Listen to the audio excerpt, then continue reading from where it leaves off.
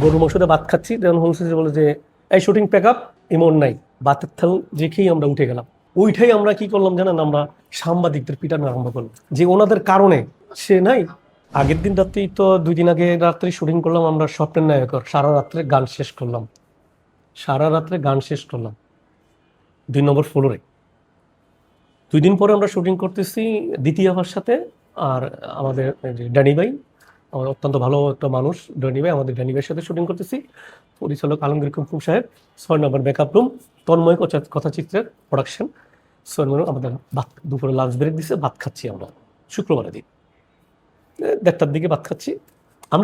আমরা যেটা শুনছি আর কি জানি, শিল্পী সমিতি ফোন আসলে তো সার্কুলেশন তাড়াতাড়ি হয় না, তো বুঝে শুনে সবাই দিকে ইনকোয়ারি করে আসলে ঠিক কিনা এটা।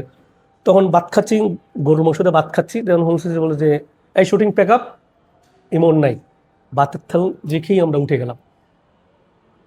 ওইটাই আমরা কি করলাম জানেন, আমরা মেকআপের আর্টিস্ট ছেলেপেলেগুলা, ড্রেসের ছেলেগুলা, প্রোডাকশন ছেলেগুলা, লাইটের কিছু ভাই বেরাদরা মিললে আমরা সাংবাদিকদের পিটানো আরম্ভ করলাম। কেন পিটানো আরম্ভ করলাম?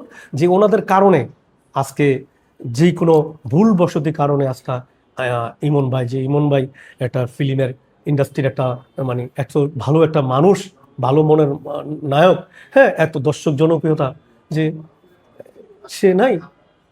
সাংবাদিকদের ভূমিকা তখন কি ছিল? কি সাংবাদিক নিউজগুলো করতেছিল তখন? সাংবাদিকের ভূমিকা ছিল যে আসলে উম, একটা বিষয় ছিল, সাংবাদিকের ভূমিকা ছিল যেমন আহ, এক এক সময় এক এক কথা বলে একটা মানে একটা কথা যেটা মনে করেন আপনার সাথে আমার মানবিমান হইতে পারে শুটিং সেটে, শিডিউল ক্ষেত্রে, হয়তোবা আগে পিছিয়ে নিয়ে, হয়তোবা টাকার রেস তো কমই হয়েছে এর সাথে, কারণ হয়তো অন্য মানুষ।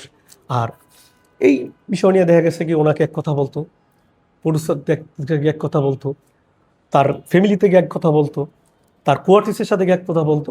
তখন একটা এই তাদের এই কারণে কিন্তু সেই হেজিটেশনে কিন্তু একটা মাধ্যম তৈরি হয়ে গেছে আসলে।